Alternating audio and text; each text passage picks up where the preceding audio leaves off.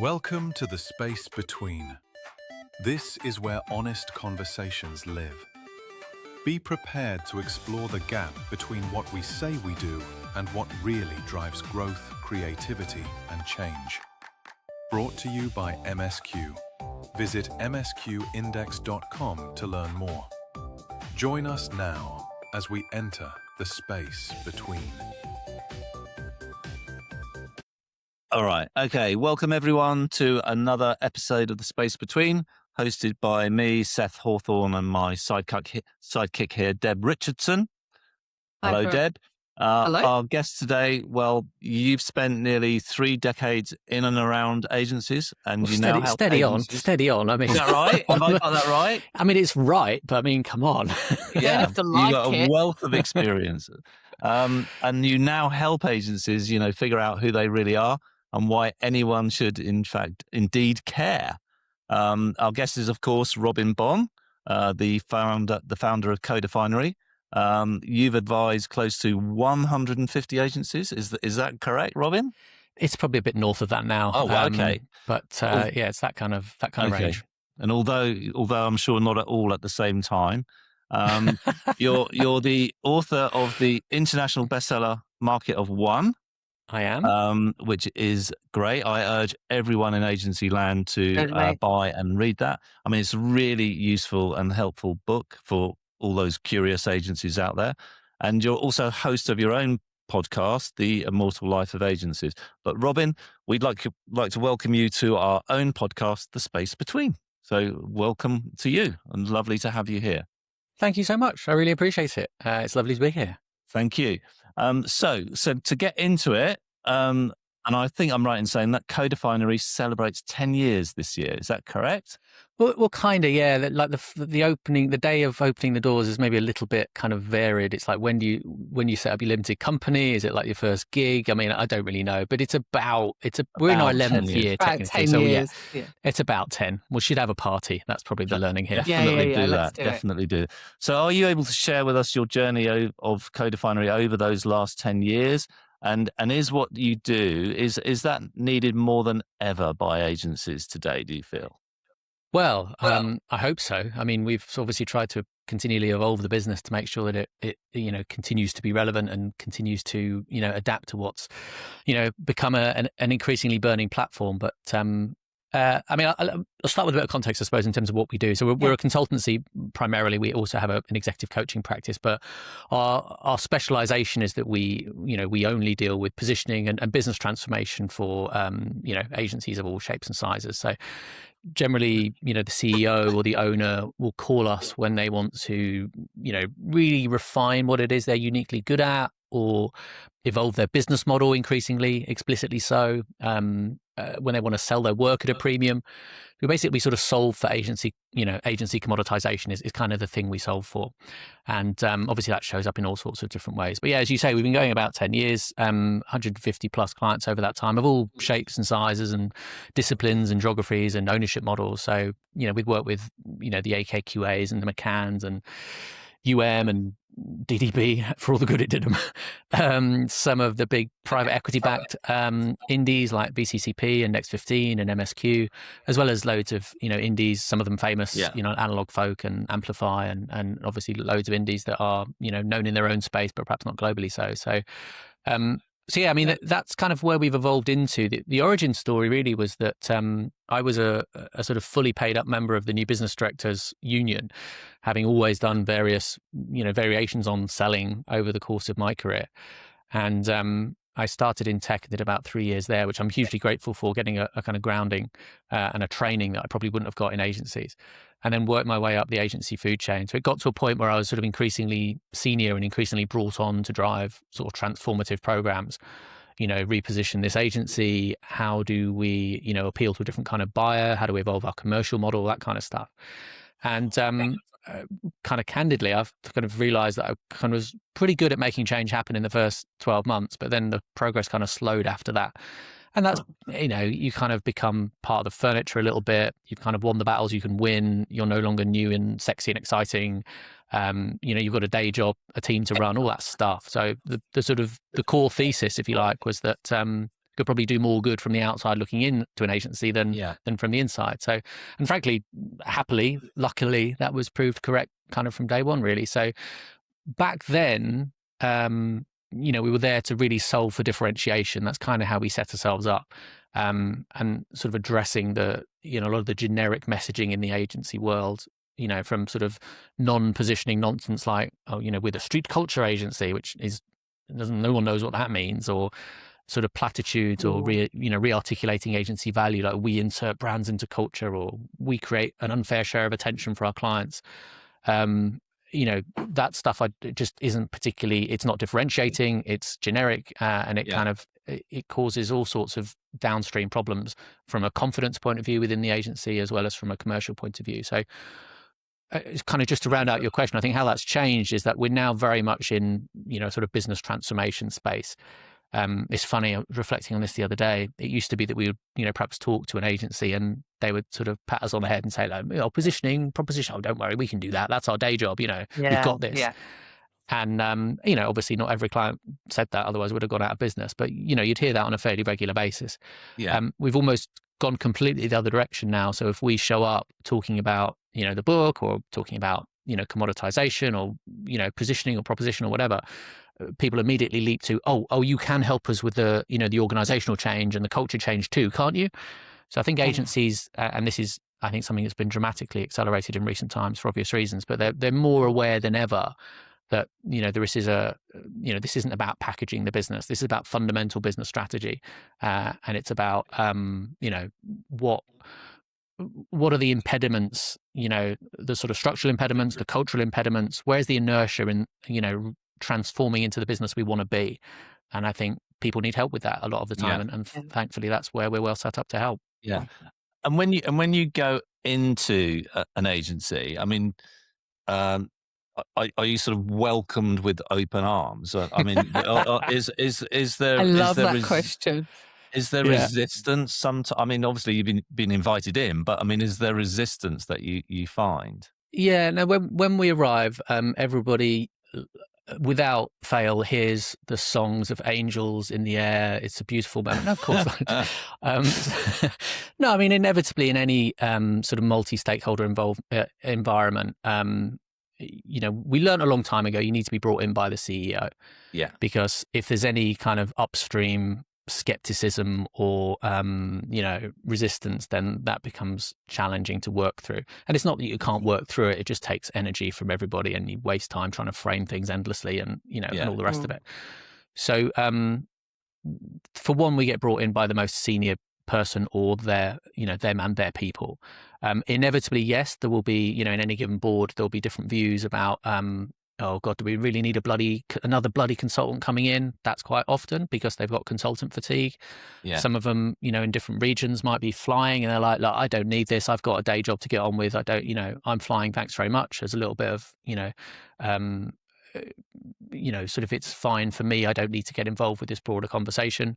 And what's really interesting about that is that sometimes we'll be warned about it. Oh, the CEO will say, be careful of Bob and Jane because they don't see eye to eye. But the reality is that when there is some resistance for whatever reason, or there's maybe some what are reported as sort of violently different views held amongst the board, they're usually overstated, usually because the person is right in the mix of them. And actually, generally agency people want the same thing. They want to do good work. They want to do good in the world. They want to create a great environment for people to thrive in. They want to make money. They want to go home at the end of the day and see their families, etc. So, if you can kind of ground what you're there to do in those commonalities, then the differences in perspective tend to fade away pretty quickly. I think also as well, if the CEO, if an agency is growing, it's going to get something right. And, it could be tweaking and they might, the over expression of their differences. I get that. But also, if they're running an agency and it's been successful, they'll be doing something right. It's just how do you pull it together? My quick question is, I'm going to bring you in from the 10 years to 3. What's the what is the difference you've seen in the last 3 years, and where do you think we're going to be in the next 3 years? Oh, I mean, that's a good question. I mean, it's hard to answer that without kind of majoring on AI, I suppose. And it's really interesting what's happening in the industry. It's obviously a time of huge disruption. And we're only about positive here on this podcast. Robin's only about. Well, I mean, we got to be, it's one of the reasons why the book, there's a sort of disclaimer at the front of the book about, look, this isn't going to pull any punches and it's going to be a bit kind of a difficult read at points and you might find it a little bit uncomfortable reading, but it comes from a good place. It comes from a place of affection and love for the industry and all the rest of it. So there's no point being kind of Pollyanna-ish, everything's amazing, everything's going to be great. Not least because a shit ton of great people are struggling to find work. That sucks. It absolutely sucks for them and their family. So we can't kind of, just ignore that. I do think we are in the middle of a very disruptive period that will lead us to a better place. And I think to your point about the last 3 years, excuse me, I suppose the reality is when AI kind of first came along, and it was I say it first came, it's been around for decades, but when it first sort of hit our industry, everybody seemed to jump on it as if it was, the sort of reassuring thought that the industry grabbed hold of to counteract the fear that it was, robots were going to take all our jobs, was that, don't worry, it's just a tool, it's just a set of tools, it's okay, it's like, an abacus, or it's like Excel, or it's like a drill for a carpenter, it's like, Illustrator, these things have come along, they haven't killed us before, it's just a set of tools. And I think there's a degree of truth in that. We can talk about the sort of seismic shift in the way that we think as populations, we can talk about it being another industrial revolution or a cognitive revolution, but from a practical point of view, I get that, we majored on efficiency in what I'm starting to call AI's first act. Now, unsurprisingly, if we're suddenly starting to do things much quicker than we used to do them, then it's hardly a surprise that clients have turned around and said, well, hang on a minute, you've always told us that your value was measured in terms of the time it takes you to do stuff, which was a massive strategic error in judgment of the industry, back from the early 80s. So if it's taking you less time, we want to pay you less. So that efficiency might have sort of given a sort of short-term boost to profitability, but obviously clients have got wise and said, look, no, we're not paying that, don't be silly. So where do we go? Hence the industry leaping on the sort of, different pricing models conversation, which again, many progressive agencies have been thinking about that for many, many years, not new, but now it's becoming much more mainstream to move away from time and materials. So I think what we're seeing now is, I think, a much more interesting evolution, sort of AI second act, if you like, where the industry is kind of coalescing around effectiveness. So not just we can do it faster, but we can do it better. And because better is a beautiful subjective term in a lot of instances, we're all, again, as an industry, talking about taste and judgment. So the sort of human expertise angle is now coming to the fore. And I think there's a kind of a fork in the road here for agencies where we could, as agencies, do what we always do, which is everyone just adopt the same generic rhetoric around, and it almost is literally just taste and judgment. These seems to be the two words that we've centered on. And it just becomes another kind of, flavor in the sort of usual patchwork quilt of noise in the industry. Or take the other route at the fork in the road and really apply a new, an ownable take on taste and judgment, and really be able to, exploit what your individual agency has in terms of expertise and point of view, and what does its taste and judgment look like? What does it feel like? How can it be applied?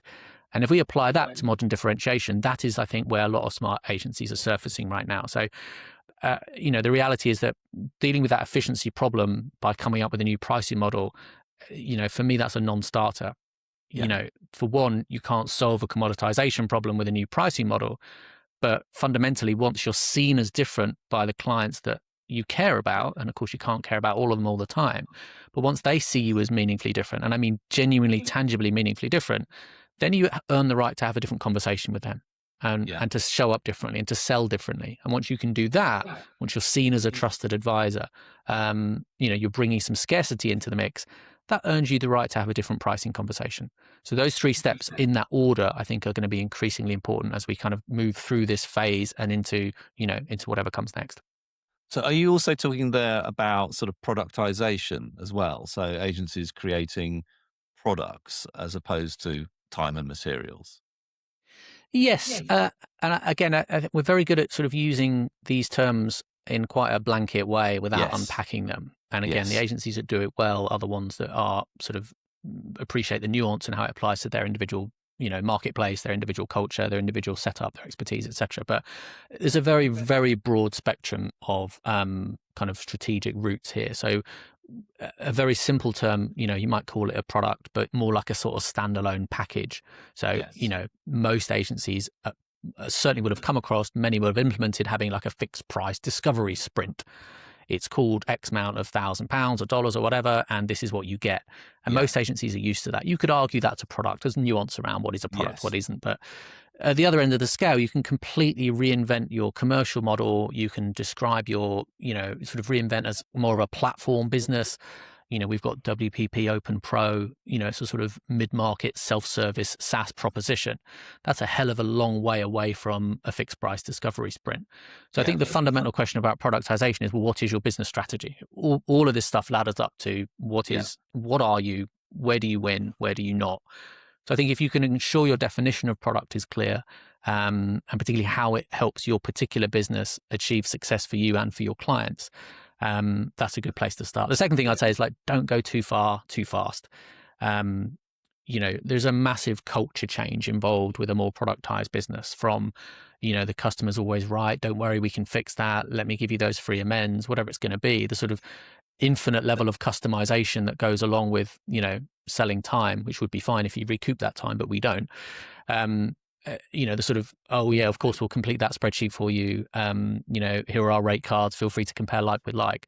Moving away from that set of biases, those habits, those beliefs, that, sort of obsequious nature is a big shift. Yeah. So yeah, it's a cultural shift. It's a strategic shift, but you've got to get really clear on what you mean and why you're adopting that approach. And agencies, that they can't do this without talent, without people. And we've talked about efficiency. You've talked about sort of agencies laying off, thousands of people. So what do you think is going to happen there? Because, junior people in agencies, I mean, that's kind of stopped at the moment because of this efficiency play. So is there a concern, do you think, for agencies in terms of nurturing talent? I think there is definitely a concern. I think a lot of people are voicing it. I think actually from what I've read, and I don't claim to be the authority on this because I don't think there's a sort of definitive set of facts yet emerging, but there is arguably, the sort of stats, if you like, that support a reduction in entry-level staff coming into the business. There's also a sort of an adjustment about an over-hiring that went on post-COVID. So it's maybe not quite so clear-cut as the headlines, particularly in the mainstream press. I don't even mean the trade press, but the mainstream press would have you believe. As an optimist, I think yes, we're going to have some kind of commercial headwinds as people are investing in transformation, which might mean that in the short term things like grad schemes get impacted. Training will be impacted and is being impacted. So some of the softer investments certainly will probably, CEOs are having to make hard decisions, and we're seeing that. But I think more broadly, I'm not sure I buy the idea that AI makes, young people superfluous. Relevant. Yeah, because I just think their roles change as they come into the business. Yes. They don't have to do shitty jobs and pin dozens of cutouts of stuff to walls. They just have to, they bring in an AI sensibility, most likely. They're still given guidance. They still get good at stuff that they weren't good at on the day they joined. So I don't fully buy this idea at all. And it's interesting because we're out and about all the time, as are a lot of people, and we do hear different numbers being bandied around. And obviously what Seth's described is at one end. I'm going to go to the other end. What's happening to those grey hairs, the senior staff, that wisdom? Because in some reports we're hearing, hey, nothing's changing, their roles are just changing across the board, or we're hearing of mass layoffs. So take us to the other end. What's happening at the sort of the top end of the talent? Well, I mean, again, we love these false binaries in our industry. They make for really simplistic headlines. We can all point to people in the middle parts of their career, or even towards the latter part of their career, who've lost their jobs recently, and it's very easy to imagine it's because they're on massive packages and the company they're working for needs to save money. That is, undoubtedly a real thing. But equally, we can point to agencies that are, dramatically improving their average revenue per head by monetizing the expertise that are, hidden in the gaps between those two greying temples. So at the end of the day, I think this is one of the interesting facets of AI, is that certainly right now, it's obviously easier to teach an old dog new tricks in terms of here's how Claude works, versus trying to teach, some young pup who is great on, AI, but doesn't have 25 years of experience about how the world works and how humanity works and how agencies work and how client politics works. So I would argue that AI, assuming, people are in a position to upskill themselves, AI actually offers an opportunity for older people to, deliver even greater. Say older people, Jesus Christ, listen to me, but you know what I mean. In our industry, just because Seth mentioned you 30 years, it's like I know. I'm feeling. We'll gloss over that. I do think it's we've all got to get good at new stuff, and very bright people that can upskill themselves and find applications of their abilities will be valuable to different types of organizations, and in that equation, your age doesn't really make a big difference. Arguably, if you need more money because you're at a certain point in your life where you've at a certain salary point, then maybe the onus is on you to have to demonstrate more value to that company. But arguably, you've got a massive advantage because you've got the miles on the clock. Yeah. So I'm sure that this will happen. Agencies seem to pop up all the time, but do you think there is space for new agencies in our sort of crowded marketplace of agencies? Oh yeah, 100%. I mean, it was ever thus. I mean, I think this is the sort of natural change agent in our industry. As much as we love these esteemed, brands that have been around for, agency brands that have been around for 100 years or more or whatever, but none of them have a right to exist. So, we will see and are seeing great startups arriving. We saw it during COVID. Obviously, Mischief is a brilliant example of that. Yes. We've seen it since then with, Uncharted. Uncommon is a relatively new agency. Amazing. We're seeing Ace of Hearts come along in maybe the last year or two. So these agencies all have an opportunity to kind of look at what went before and say, yeah, that worked, that was great, that bit didn't, that sucked, let's fix it. And that's the beautiful thing about it. We can argue that our industry is perhaps less robust, if you like, in the eyes of the C-suite, because we don't have a great deal of professional qualifications to rely on that sort of sets a bar for quality.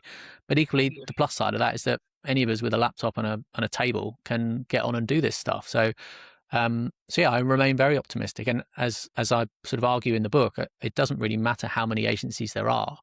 That only becomes a problem when they all look the same. So if the onus is on you to, compete in a crowded market, it's actually beneficial that everyone else looks the same, because then it makes it far easier for your agency to stand out and to be recognized. It really isn't. It's the perfect brief, actually. Yeah. So I'm very optimistic. One of the things we talk a lot about is the difference between oversupply and under-differentiation. Yeah. So I love that. There's a real kind of, it's like, I think you have to be optimistic in this business, as I say, not kind of unrealistically so. But one of the things that went into the book was that we kind of codified what we'd learned about what the best agencies do differently. And we've got sort of 5 principles which are kind of baked into it, if you like. But the first one is we talk about believing in better. So it's really a sort of call for optimism, and a call for being confident that you can make a better future than the one you have right now. So I think a big part of that is recognizing that, as long as you continue to tell yourself that the market is oversupplied, there's so many agencies and clients have all the power, and, what can you do? And it's like the world is happening to you. But once you realize actually that the market's just under-differentiated, well, that you kind of give yourself your authority back. You become the master of your own destiny again. You say, well, we can do things differently. And permission tell a different story. to go and be curious and find the, I just think, you talked about earlier about, going to the obvious, i.e. pricing models. The thing that I think super exciting at the moment in this sector is, and frankly, it's a sector all of us have loved and want to give back to, and all of that stuff. But I just think, we're innovative, we're agile, we're creative. you know, and we just got to do it on ourselves, not just on our clients. And I think that's where I think it remains exciting as a sector. Tiny bit exhausted. We need to sort of have we need to have a regroup but I just think it's that's why I asked you the 3-year question. It's exciting to see where we're going to go next. I think you make a really important point there about kind of taking responsibility. And I think it's a good life lesson generally is, you know, if you blame other people for the shit that you're facing, however culpable they may be, it doesn't help anybody. So I think, you know, whatever's happened to you, you know, the ability to sort of dust yourself down and say, right, okay, now what happens next? Big question. What happens next? And be able to take responsibility for that is absolutely crucial. So I think, you know, as much as I love many of the trade organizations and communities and trade bodies, etc., I think they have a very difficult brief to try and collectively raise the standards and particularly deal with this commoditisation issue that, you know, the kind of corner that agencies have painted themselves into, generally speaking. So it is a question of sort of physician heal thyself. It's funny, actually, that was, I was so Rory Sutherland was kind enough to write a testimonial for the book, and he said, physician heal thyself was kind of a big part of what he said, which I think is so true. And, you know, it's, if you can't be optimistic in your own ability to affect change, then, my God, you're pushing water uphill, you know, even just emotionally on any given day. So that's not how I want to spend my life.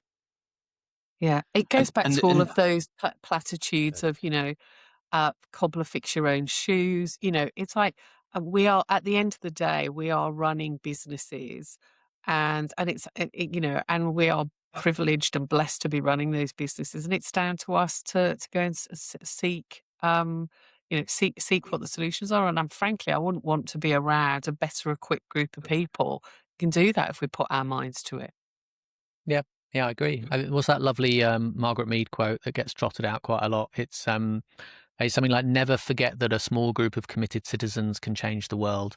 Indeed, no one else ever did. And I think I first nicked that from The West Wing. But I think it's such a lovely framing for, you know, if not you, then who? And if not now, then when? And, you know, all those kind of, a lot of the platitudes are true. I think the older I get, the more I realize that there's wisdom tied up in that stuff, which of course you don't, you know, you sort of poo-poo it when you're young because you think you can change the world and that you've, you know, no one else has ever experienced what you've experienced. But as I say, the older I get, the more I realize that a lot of that stuff is more profound than I might have given it credit for. And talking about a small group of people, I mean, in the challenge of, you know, finding, creating, building your market of one, is it any different based on agency size? I mean, have you know, going into a small organization versus a large organization, what are the challenges? Yeah, it's a really good question because it's funny. Everyone, if they don't believe that this stuff is possible, then everyone assumes that it's the other kind of part of that, you know, equation that have got it worse. So like the big agencies go, oh no, this, you know, genuine differentiation lark, you know, tangibly different, you know, clarity of where you are in the market. That's something only small agencies can do. Whereas small agencies will say, oh no, this is something only the big agencies can do. And it's largely fear talking, I think. And you know, an absence of belief. And, you know, to some degree, you know, things like a book and a podcast are there to kind of help people realize that this stuff is very much possible. Right. But yeah, in practical terms, it you know, the mechanics of it are, you know, more complex in a larger organization. Sure. For obvious reasons, you have more people, you have more geographies, you have different nuances in terms of local market capabilities or, you know, demand from that local market or level of sophistication of that market, et cetera, et cetera. So inevitably, there has to be some flex in the way that you're trying to, you know, describe a value proposition, for example. And equally in a larger organization, there's more complexity in terms of organizational change. You know, there's more work to be done in terms of culture change. There are just more stakeholders to get to sort of step up and lead their teams in different ways. Yeah. But fundamentally, it's no different to how it is in a, you know, a single location, single office agency. The principles are still exactly the same. As I say, it's just a question of, you know, kind of practical complexity. But as I say, it's no different really. And I guess it's a task that never sort of stops. You have to keep working at it. So have you been brought back into agencies to kind of reignite the process? That's so interesting.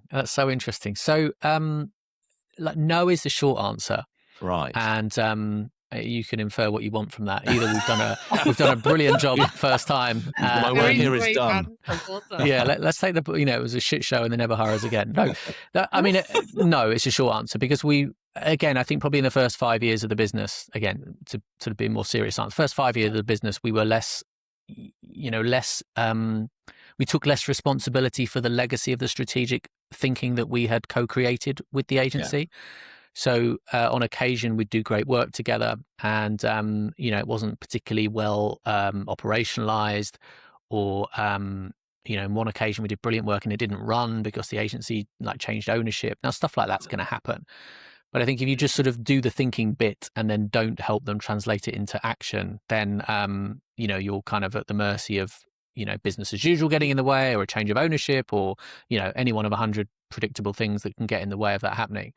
I think latterly we've increasingly got much better and been increasingly asked, demanded to be much better, so that we now have a much clearer product set around helping that transition be real. So we talk about 3 phases to creating a market of one of which is to define what on earth it means in this business. So the sort of the strategy bit. The second bit is like, okay, great, well done. We've done some cool stuff in Miro. So what? The tills are not ringing yet. What does this implementation plan look like? So, how do we sort of bridge the gap between, a motivated, aligned leadership team and real clarity over where we win? How do we make those changes happen in the business? What are the work streams? Who's doing what, et cetera, et cetera? What are the blockers? How do we mitigate risk, et cetera? And then the third phase is about, great, you've now got an implementation plan. Also doesn't mean anything yet. How do we actually kind of stand shoulder to shoulder with you, own some of the work streams, oversee them, make sure that stuff happens, make sure that you don't, again, get lost in business as usual and sort of go through, sort of take it through to, actual commercial activation. How does this market of one actually help you command a premium? How does genuine differentiation show up in your accounts, if you like? So when we do that, there shouldn't be any cause for us to come back in. And, we're brought back in to do executive leadership coaching and stuff like that. That's often, kind of goes hand in hand. But what we do have, and happily, is we have some frequent flyers. So as I lovingly call them, so people that are, have moved, I think it was one CEO that has hired us, I think 3 times. That's good. That's good. Yeah, we like that. And also there was another brilliant situation where we worked with one agency in a group, and then we worked with another agency in the same group, and then they merged, and then we worked with the combined entity and did it for a third time. So another version of frequent flyer. So no, I mean, obviously, it doesn't always work like that. And painting at the sort of perfect picture of it. There are always bumps along the way. Everything has to be adapted to what's coming down the wires, and events getting in the way. Stuff happens, but generally speaking, we've built a business that really executes this stuff rather than just sort of initiating it, and that I'm really proud of. Amazing. So, I mean, if you're an agency founder, leader, listening to this episode, how would you like agency leaders to feel about the industry that they're in? Oh, yeah, good question. I mean, I don't think I really have a right to suggest how they feel. I can only really speak from my own perspective. I think now is an opportunity for agency leaders to, I suppose, accept that, the proposition, let's say, is it's not just a cool line in your creds. Yeah. It's not just a tagline that goes on your email signature. It's not just some cool shit to say to people. It's not packaging, it's business strategy. Yeah. So I think, recognizing that there needs to be a level of strategic rigor, which is often missing. What we often see is that having that grounding and that clarity, it builds a deeper conviction in where you're taking your business, and that kind of protects you from the ups and downs of everyday business as usual. So I suspect that feeling of confidence, that feeling of actually, you know what, I can now build the agency I've always wanted to run. There's all sorts of positive emotions that will come out for that, but it's very different, I think, for each person. Yeah. But I'd like to hope we contribute to a level of optimism that stuff is possible, and that the benefits are, entirely within reach. And I think, you have to make time to do the work, don't you? Do the thinking, do the work, look at yourself as we've mentioned it a couple of times as we look at clients. So I think that's the first big decision. Actually, I'm going to do this and I'm going to do it properly. 100%. And again, we gave up being in the education business a long time ago. We're not there to sort of persuade or convince or anything like that. You should do this because. I think people need to reach that on their own. And of course, we furnish that, that sort of journey with a book and podcasts and, stuff like this, which is all good. But there's no, in my experience, there's very little point trying to persuade an agency CEO that this stuff is important. Yeah. They have to reach that conclusion for themselves. Yeah. And that's when they're committed. That's when they become ready to make meaningful change happen. And that's when getting support from us or, anyone else, when the timing becomes right. That's amazing. Robin, thank you so much. Really interesting conversation. And if you are an agency leader out there listening and you want to get in touch with Robin, how should they get in touch with you? So I'm going to fall foul of the old adage about if you throw one ball at someone, they'll catch it. If you throw three, they'll drop all three. But screw that. So we've alluded to the book a couple of times. So it's called Market of One, how your agency could rewrite the rules and create a lasting competitive advantage. There's a lot in there, I think, that unpacks some of the things I've alluded to. So it should be a fun read. It should be a challenging read. It's written with a lot of real world perspective as well. So that's a good place to start. The second thing is, if you like podcasts, obviously listen to this one, but also listen to ours, The Immortal Life of Agencies, as you've heard about. So we basically get very senior agency people to talk about what they're optimistic about and cool stuff they've done. And then the last thing I would give you, which hopefully is useful, we have a diagnostic that we've built, which is very helpful because it kind of codifies those 5 principles that I alluded to earlier. So what is it that the best agencies are doing differently inform the questions in this questionnaire? So it's just 20 questions. You get a bespoke report out of the back of it. But do you want to send us a link to that? And we'll put it in the comments. Indeed. Yeah. Yes, and it's codefinery.com/DQ for diagnostic questionnaire. So I'll ping you the link. Okay, we'll find that and put it there. And I personally just want to thank you for mentioning The West Wing. It's a TV program that I get a lot of my life inspiration from. So, thank you for mentioning it. No, it was funny enough. It came up yesterday I was talking to an agency chief of staff. It's quite a common role in the US, but not so well known over here. And of course, most of the people in the UK hear chief of staff. Leo's the guy. It's Leo McGarry. That's the end of that conversation. So. Yeah. I was about to say, I've learned a lot from Josh and CJ and Sam over the years. So thanks for mentioning it. I still can't put my jacket on like President Bartlett, but one day I'll get there. We can keep trying. Thank you very much, Robin. Thank you. And best of luck with all the mods over the bank holiday weekend. I'm out of here. I'm going to America. So yeah, I was going to say, and enjoy Mirren. I think you're going to Mirren, aren't you? I'm in Austin. I'm going to need to take a big suitcase. It's like 35 degrees in Austin, and then it's brass monkeys in New York. So, but no, we'll have a lovely time. Thank you very much. It's been a real pleasure. See you when you get back. Yeah, wonderful. Thanks, Deb. Thank you very much. Appreciate it. Cheers, Seth. Take care. Bye.